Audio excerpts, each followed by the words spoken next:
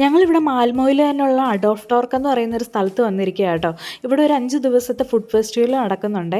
ഒരുപാട് കൺട്രീസിനെ റെപ്രസെൻറ്റ് ചെയ്തുകൊണ്ട് അവരുടെ ഒരു മെയിൻ ഫുഡ് ഐറ്റംസ് നമുക്കിവിടെ ലൈവായിട്ട് പ്രിപ്പയർ ചെയ്ത് തരും കേട്ടോ. ഒരുപാട് കൺട്രീസ് ഉണ്ടായിരുന്നേ, Lebanese, France, America, Italy, Greece, Poland, അങ്ങനെ ഒരുപാട് കൺട്രീസിനെ റെപ്രസെൻറ്റ് ചെയ്തുകൊണ്ട് ചെറിയ ചെറിയ ഫുഡ് സ്റ്റാളുകൾ ഇവിടെ ഇട്ടിട്ടുണ്ടായിരുന്നു കേട്ടോ. ഞങ്ങൾ ചെന്നപ്പോൾ തന്നെ അത്യാവശ്യം നല്ല തിരക്കുണ്ടായിരുന്നേ. അപ്പം ഞങ്ങൾ ആദ്യം ട്രൈ ചെയ്തത് ഈ ലെബനീസിൽ നിന്ന് ഒരു ചിക്കൻ ഷവർമയാട്ടോ. ഇതിന് മുന്നേ ചിക്കൻ ഷവർമ ഇവിടുന്ന് കഴിച്ചിട്ടുണ്ടായിരുന്നെങ്കിൽ ഇത് ബെസ്റ്റായിരുന്നു. ഇതിൻ്റെ ഫില്ലിങ്സ് ഒക്കെ കഴിക്കാൻ നല്ല ടേസ്റ്റ് ഉണ്ടായിരുന്നു കേട്ടോ. ഇത് മസിൽസ് ആട്ടോ, നമ്മുടെ കല്ലുമ്മക്കായയും കൊഞ്ചും കൂടി ഇട്ടുള്ള എന്തോ ഒരു സംഭവമാണ് ഇത്. സ്ക്വിഡാണ്. പിന്നെ നമ്മുടെ കപ്പ കൊണ്ടുള്ള എന്തൊക്കെയോ വെറൈറ്റി സംഭവങ്ങളും ഇവിടെ ഉണ്ടായിരുന്നു കേട്ടോ.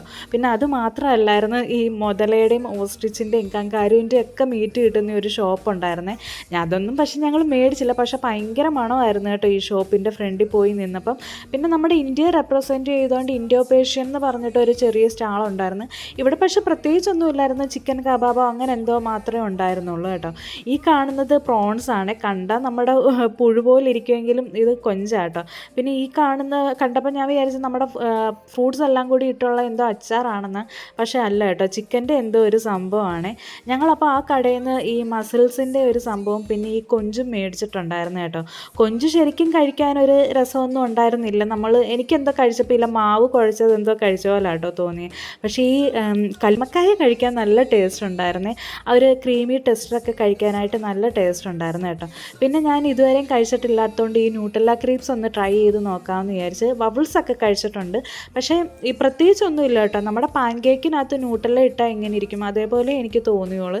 ഇത് വെച്ച് കമ്പയർ ചെയ്യുകയാണെങ്കിൽ വബിൾസ് തന്നെ കേട്ടോ കഴിക്കാൻ ടേസ്റ്റ്.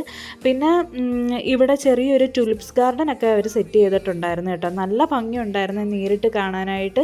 ഞാൻ ഈ ടുലിപ്സ് പൂവൊന്നും ഇതിനു മുന്നേ നേരിട്ട് കണ്ടിട്ടില്ല കേട്ടോ. അപ്പം നല്ല രസമുണ്ടായിരുന്നു ഇത് കാണാനായിട്ട്.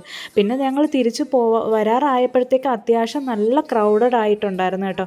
ഭയങ്കര തിരക്കായിട്ടുണ്ടായിരുന്നു തിരിച്ച് വരാൻ നേരം.